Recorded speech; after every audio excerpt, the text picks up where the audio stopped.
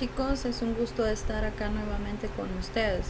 Ya tenemos nuestra segunda semana y en esta ocasión vamos a comentar unos breves minutos sobre el contenido que tiene que ver con nuestras emociones, ¿verdad?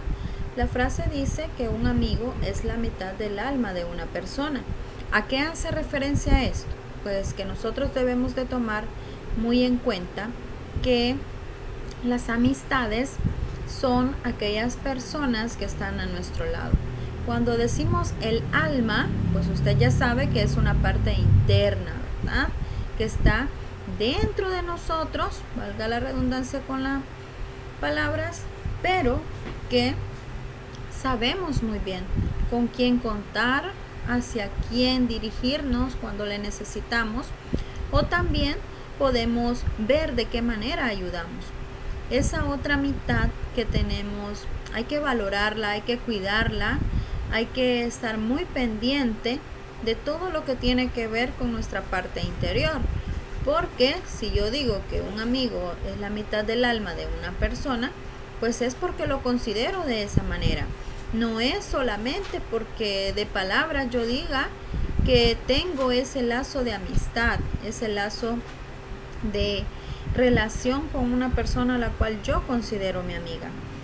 Tenemos que tomarlo en cuenta, ¿verdad? Este día y todos los días de nuestra vida, primero Dios, que sean muchos, pues debemos de considerar esto como parte de nosotros. Ver a los demás, a los que están a nuestro lado, a los que nos ayudan, a los que nosotros podemos ayudar de una u otra manera, con una palabra de aliento, de ánimo siempre, pero que debemos de tomarlo en consideración para ver de qué manera estamos nosotros sintiendo que esa otra persona es parte de nuestra vida, parte de nuestra alma, de nuestro ser interior, de nuestra paz, de nuestra tranquilidad. Esa es la invitación, chicos, de este día, ¿verdad? Para que podamos trabajar en nuestro interior con esta parte. Ahora nos dirigimos al desarrollo.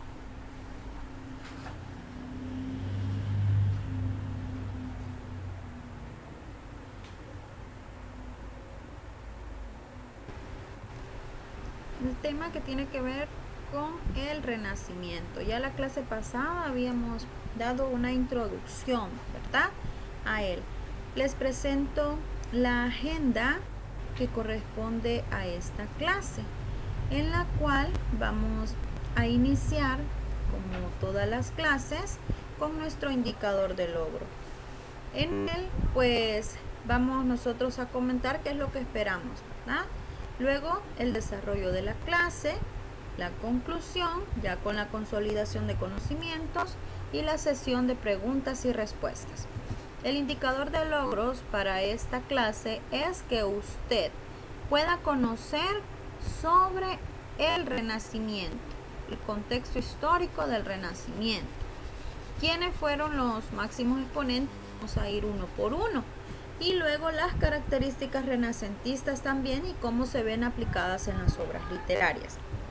Para comenzar, les presento este cuadro en el cual nosotros podemos identificar algunos acontecimientos que ya conocemos, ¿verdad? Pero antes de ello, vamos a definir la palabra renacimiento. Renacimiento se nos dice que es la acción de renacer un ser vivo después de la muerte real o aparente. Y también renacimiento es volver a nacer. Y como una tercera definición podemos decir que renacimiento es la recuperación de la fuerza o la energía, ¿verdad? O los estados de ánimo de una persona que ha tenido algo diferente en una gran importancia en otra época. Con respecto al renacimiento, también es el nombre, ¿verdad?, que se le dio a un movimiento cultural que se dio finales del siglo XIV, siglo XV, inició en Italia y luego en el siglo XVI llega a España. En este cuadrito nosotros podemos evidenciar cómo es que pasa de la época medieval a la época renacentista. Se nos está hablando de una transición. ¿Qué es lo que estaba antes del Renacimiento? Pues en España, recuerde usted que se dio la Edad Media, que fue una época de tiempo que duró aproximadamente 1000 años, ¿verdad?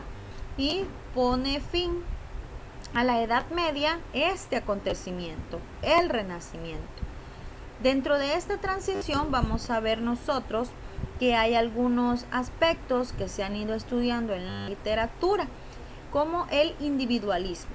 Recuerde usted que ya finalizando mediados del siglo XIV aparece el autor Don Juan Manuel, quien fue sobrino de Alfonso X el Sabio, el escritor del Conde Lucanor, una magnífica obra que ya se ha leído anteriormente, ¿verdad? El año anterior. El primer autor en tener un serio interés por dejar constancia de su originalidad y su creación. Recordemos que es acá donde ya se empieza a escribir en prosa con una lengua castellana. Este autor pues se preocupa, ¿verdad?, de toda su obra, y esto es una tendencia que tuvo gracias a un escritor de la Edad Media que fue Jorge Manrique. También aparece el Marqués de Santillana, Juan de Mena, Fernando de Rojas, ya en esta transición, en la época pre-renacentista. La finalidad didáctica y estética. Didáctica porque deja una enseñanza, y lo estético la belleza, la forma de escribir, ¿verdad? Ambas conviven, pero se va imponiendo la segunda, o sea, el Renacimiento. O sea que hay una transición, vamos pasando poco a poco, ¿verdad? Olvidando las guerras medievales, olvidando los grandes autores que hablaban sobre las hazañas de los héroes, literatura oral, como ya vamos a ver más adelante. Es acá donde nos habla de la Edad Media. Entonces vamos viendo nosotros que esto cambia, tiene una perspectiva muy diferente. El autor va sintiendo la necesidad de justificar el fin de su obra para que deje una enseñanza, como en la Celestina, ¿verdad? Que Fernando de Rojas nos está hablando sobre, o más bien hace una crítica sobre cómo los criados se comportan con sus amos. En este momento empieza a aparecer, ¿verdad?, todo aquello que es la forma didáctica, y aquí en negrito lo dice, lo que no se debía hacer. O sea, que los amos traicionaron que sus sirvientes traicionan a sus amos en cuestiones de dinero, que es lo que ellos lo llamaban, ¿verdad?, más que todo en esta obra de la Celestina. Durante este momento pues empiezan también a tener una necesidad de justificar su obra y pasar de aquello que estaba visto dentro de la sociedad religiosa a algo diferente, algo que fuera cambiando. La finalidad también que ellos tenían era divertir y entretener, es lo que buscaban con sus obras literarias. Recordemos que en la Edad Media, aquí podemos tener un cuadrito comparativo, que en la Edad Media la oralidad es porque todos los textos eran contados, relatados, y por eso es que se iban perdiendo, ¿verdad? Manuscritos como el Miocid no nos llega completos a nuestras manos, porque en el camino se perdieron e incluso no se sabe el autor del Miocid. Per Abad, recordemos que fue quien lo tomó y lo publicó, pero él lo encontró. Entonces este tipo de literatura de la Edad Media era oral, se iba transmitiendo a través del habla, mientras que en el Renacimiento nosotros ya vamos a encontrar una transmisión escrita, ¿verdad? Se empieza a utilizar el papel para la reproducción de los textos, ya que se había inventado la imprenta, y esto iba a ayudar a que todos los textos que estaban escritos ya se fueran dando más de manera minuciosa y llegaba de una manera más compleja a las demás personas. Y por este medio es que se empezó también a transmitir de forma escrita el conocimiento y la literatura.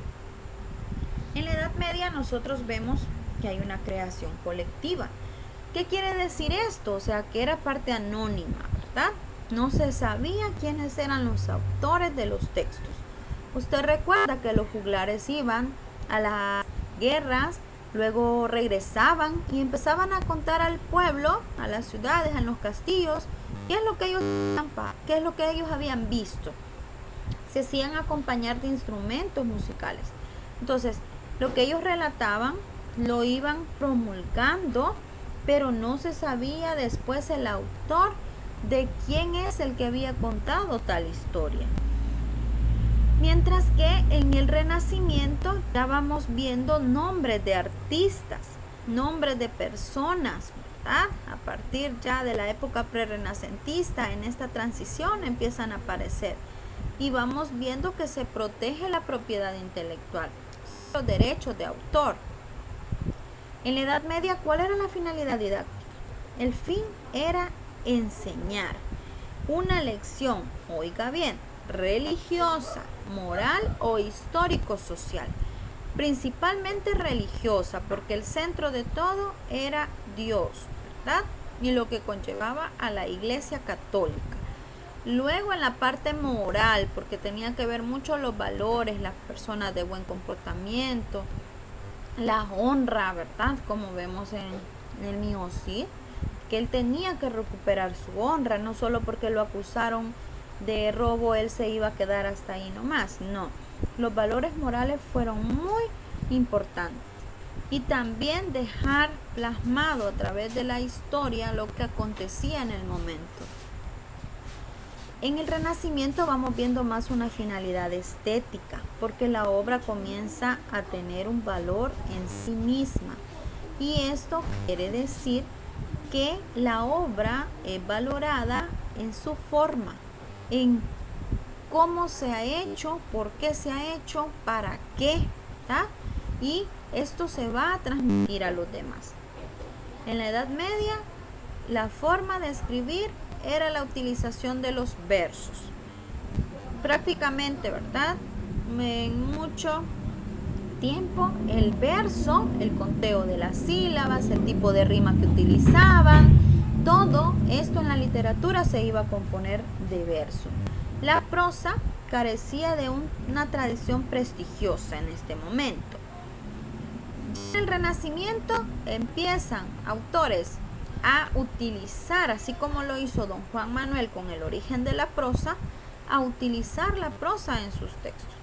El verso seguía escribiéndose y se prefería porque la gente estaba acostumbrada a ello, pero ya en el Renacimiento ya no, cambia, y ya no se diga en el barroco y hasta nuestros días, ¿verdad?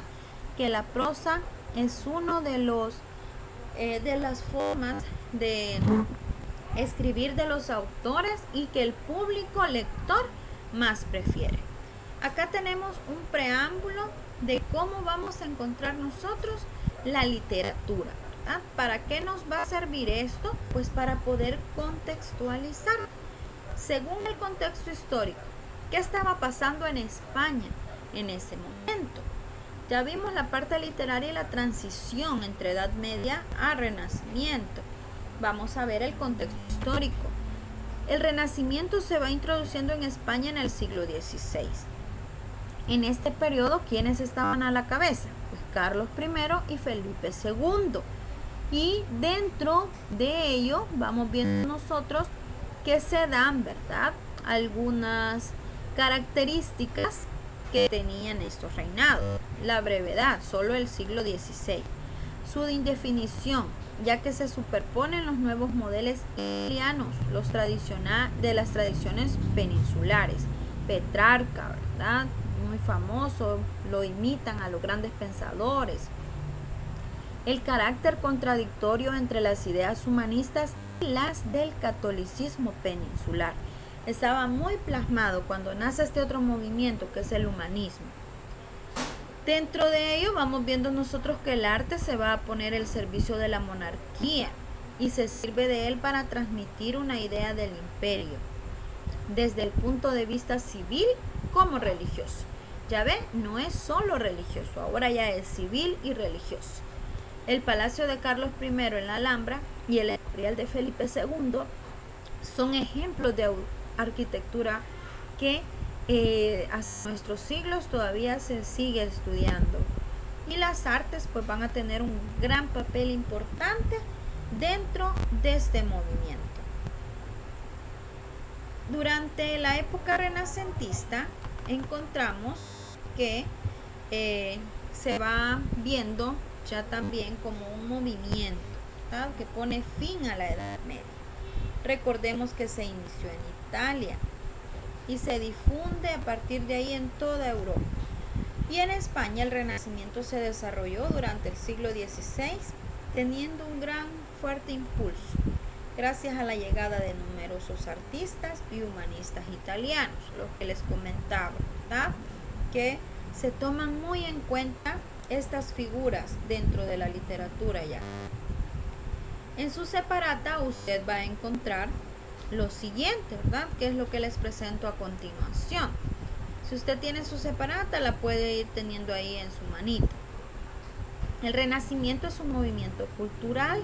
¿Por qué cultural? Pues porque abarca todas las artes, no solo la literatura, sino que también la arquitectura, la música, las esculturas, y se empieza a ver que se difunde, ¿verdad?, como una llamarada de tusa. Se empezó a difundir mucho y se fue desarrollando, experimentando muchos impulsos gracias a la llegada de numerosos artistas italianos. Dentro de esto nosotros vamos a encontrar el humanismo, que también es un movimiento cultural. En el humanismo vamos a ver nosotros que todos aquellos escritores y hombres de letras se inspiran en la antigüedad clásica, o sea, toma sus modelos de Roma, ¿verdad? Y el interés de ellos prácticamente era la vida humana por sí misma, dando a conocer que todo lo que el ser humano tenía iba plasmado de una nueva visión. ¿Y qué es lo que buscaba? Pues buscaban la perfección y la belleza a través de sus textos. El Renacimiento tiene algunos rasgos característicos que nosotros los vamos a ir viendo cuando ya leamos textos de esta índole, que están muy plasmados. Primero, el Renacimiento ofrece una visión optimista y gozosa de la vida. Ya no es un valle de lágrimas, ya no es un momento de la historia donde habían guerras, muertes, ¿verdad? Es algo nuevo y veían la vida como algo próspero. Luego vemos el segundo rasgo, que es promover un nuevo estilo de vida que consistió en desarrollar una personalidad equilibrada y armónica. ¿Por qué? Pues porque ellos cultivaron, fomentaron, idearon que se fuera acrecentando más todas las cualidades intelectuales y artísticas de la persona. Que aquel que podía dibujar, podía pintar, podía crear, escribir, sintiera, ¿verdad?, como propio esos rasgos y los diera a conocer a los demás a través de su forma de expresarse. Tenemos dentro de esto, que ya es el Renacimiento, empezaremos por la poesía amorosa en el ámbito literario. La poesía amorosa se cultiva en España a través de dos formas: poesía popular tradicional, que es la oral, ¿verdad?, porque estamos en esa transición, y la poesía culta de los cancioneros. Pero también llega, procedente de Italia, una nueva concepción de poesía amorosa. ¿Y cuál es esta? El famoso amor cortés, que gracias a Petrarca, que era un autor, un poeta italiano del siglo XIV, lo que él buscaba era que se fuera transmitiendo que todo lo que hacía, lo que se vivía, era una aspiración a la vida perfecta. Y también en la poesía vamos a ver nosotros el empleo de la imagen de una naturaleza idílica, ¿verdad? Cómo se va a dar a conocer la gran metáfora del amor. La métrica italiana también.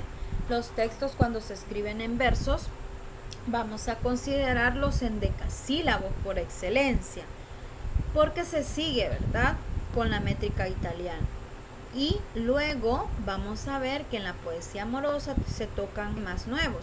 Usted tal vez ya ha escuchado la palabra carpe diem. Pues esta palabra hace referencia a que hay que disfrutar del momento presente. Eso es lo que buscaban, ¿verdad?, en la expresión de la poesía amorosa. Que se viviera, que se vivenciara todo aquello que tenía que ver con el amor cortés. Un amor que expresaba de la mejor manera la aspiración a una vida perfecta. Expresar al amado, a la amada, tal cual con sus sentimientos. Se dice que durante los siglos XVI y XVII en España se dieron los siglos de oro, ¿verdad? El siglo de oro de la literatura española, donde vemos que a esta etapa van surgiendo nuevas características, nuevas formas de escribir, nuevos autores ya con nombres, apellidos, ya se indaga un poquito más en la vida de ellos y se conoce más. Ya no como antes, que no sabemos quién era el autor del gran libro del Mío Cid. No sabemos tampoco, ¿verdad?, cómo es a complejidad la vida de otros autores como el Arcipreste de Hita. Se tienen pocos datos. Ya en este momento, en este máximo esplendor artístico del siglo de oro, pues cambia, porque ya vamos conociendo más. Hay un gran autor de poesía amorosa de la literatura española, que usted tal vez ya lo ha oído, ya lo ha leído. Es el señor Garcilaso de la Vega, un gran autor, ¿verdad?, que vivió aproximadamente entre el año 1501 y 1536. Según datos, pues se dice que nació en Toledo, ¿verdad?, y fallece en Niza en 1536. Se le considera uno de los máximos exponentes de la literatura renacentista española. Garcilaso de la Vega participó desde muy jovencito en todo aquello que tenía que ver con la política, especialmente en Castilla. Luego hay otro dato importante, que es que él ingresa en la corte del rey Carlos I, y ahí es donde él va tomando ya parte, ¿verdad?, de las batallas militares y políticas. También participó en la expedición de Rodas, y junto con otro autor, escritor de la época, que es Juan Boscán, y en 1523 fue nombrado Caballero de Santiago, un gran honor en esa época. Garcilaso fue de una familia muy noble, y la vida pues él la compagina, ¿verdad?, la une, porque fue la de un militar y la de un poeta. Viajó por Italia, y ahí es donde él se mezcló ya con este movimiento y con esta esencia del estilo poético renacentista. Ahí, acuérdese que de todos los autores, pues ellos siempre dejan algo plasmado de lo que han vivido, y así lo es. En el caso de Garcilaso de la Vega, él tuvo muchos amores en su vida, pero hay alguien que hace resaltar, ¿verdad?, y que nosotros lo vamos a ver como su inspiración poética, quien es la dama portuguesa de nombre Isabel Freire. Ella falleció muy joven, pero fue la musa, ¿verdad?, de inspiración para algunos de sus poemas. La obra de Garcilaso no es muy extensa, apenas consta de sonetos, canciones, 2 elegías y 3 églogas. Tenemos nosotros la égloga 1, que es la que les voy a presentar a continuación. En la égloga 1 nosotros vamos a ver que hay dos personajes, Salicio y Nemoroso, ¿verdad? Grandes escritores, grandes inspiraciones del escritor, mejor dicho, que son estos dos personajes. En su separata usted tiene las actividades que puede realizar. Puede practicar esa actividad en este momento para poder ir haciéndolas. Entre ellas es que puede explicar qué sentimientos expresan los pastores y cuál es el origen de esos sentimientos. También puede enumerar usted las cualidades que nos da a conocer el poeta en el paisaje en estas dos estrofas. La naturaleza representa cosas distintas para Salicio y Nemoroso. Identifíquelas y escriba cuáles son esas partes. Anote los epítetos, ¿verdad? Que es un epíteto, es como el adjetivo que da vida a lo que se está diciendo ahí.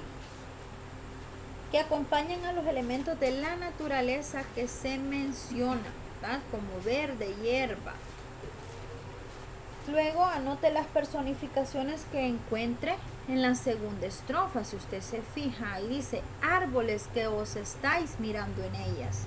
Entonces esa es una personificación. Usted puede identificar otra, ¿verdad? Esa es la actividad. Si usted gusta, la hace como una prueba de comprensión lectora.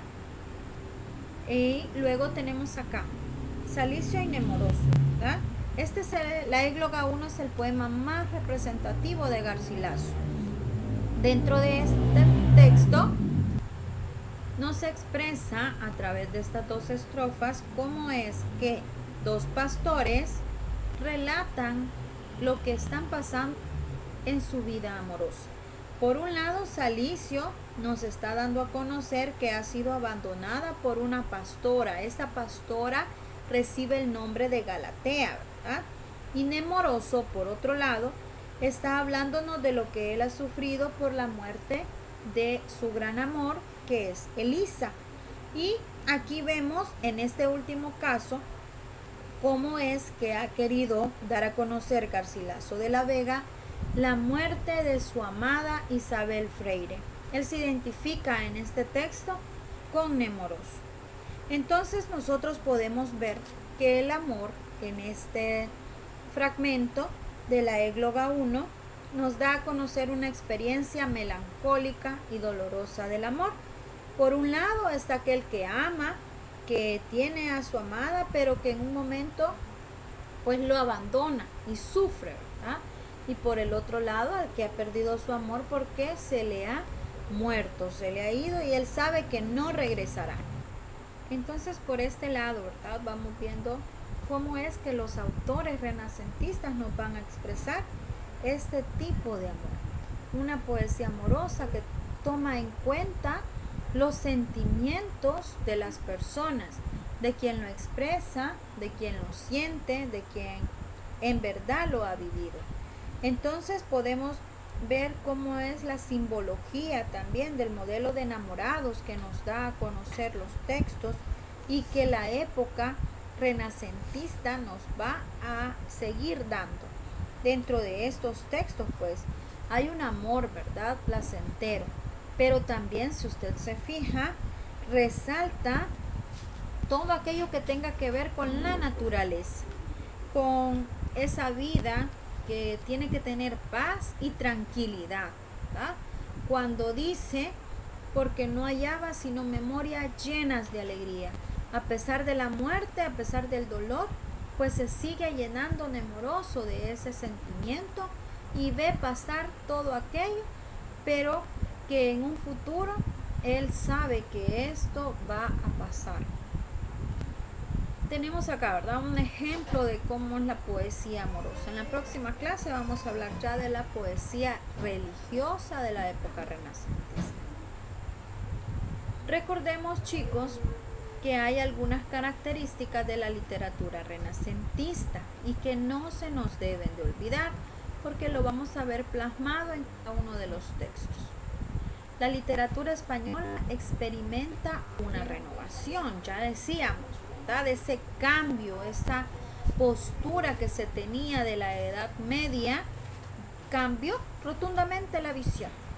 Ya no es algo centrado en Dios, en la iglesia, sino que ahora va a ser un poco más en el ser humano, en su forma de expresiones. Es lo que nos da a conocer. Primero también tenemos que tomar en cuenta el estilo, ¿verdad? Es sencillo y natural, porque es la expresión de sentimientos. La forma que utiliza son los versos en decasílabos y siguen algunas estrofas italianas. ¿Por qué? Pues porque es imitación de lo que ha pasado en Italia siglos anteriores, que es donde nació el Renacimiento. Los temas que toca son los clásicos, ¿verdad? Y van a tomar en cuenta también los mitos de Grecia, ¿verdad? De Roma, para poder cultivar en esta literatura. Esto es con respecto a la literatura renacentista en poesía amorosa y de una manera general. Pasamos a la consolidación. Recuerde, chicos, si usted tiene, ¿verdad?, dificultades para ver las clases en YouTube, pues después las puede observar, repasar, para ir aprendiendo un poquito más de cada uno de los temas que nosotros hemos preparado para ustedes. Puede repasar los contenidos a través de las aparatas de la asignatura que les he colocado en el Drive y que también está ya el link en el aula virtual del colegio. No se le olvide que si usted tiene alguna pregunta, alguna duda de esta clase, lo puede hacer usted en la sesión de preguntas y respuestas. Y si posteriormente, ¿verdad?, durante lectura de obras o trabajos tiene dudas, me escribe por correo, un mensaje en Twitter o me puede escribir al WhatsApp, como algunos de ustedes ya lo hacen. No se les olvide cuando lleguemos al momento de las actividades enviarlas siempre con el nombre, porque esto nos facilita, ¿verdad?, de encontrar sus actividades. Espero que todo esté bien, chicos, y pasamos entonces a preguntas y respuestas.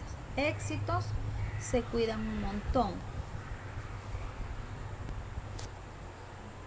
Les recuerdo, chicos, que en esta sesión de preguntas y respuestas, usted en el chat en vivo puede escribir todas las dudas que tenga con respecto al contenido que hemos visto, ¿verdad?, que hemos desarrollado. O si usted por cuenta propia ha trabajado ya el tema, que el año pasado también retroalimentamos un poquito este tema, pues puede opinar. Y si usted ha leído, aparte de Garcilaso de la Vega, otro autor renacentista, o ha visto en algún mural una pintura renacentista, puede comentarla también, ¿verdad? Pasamos entonces ahora sí a las preguntas y respuestas. Les estaré leyendo y contestando sus dudas.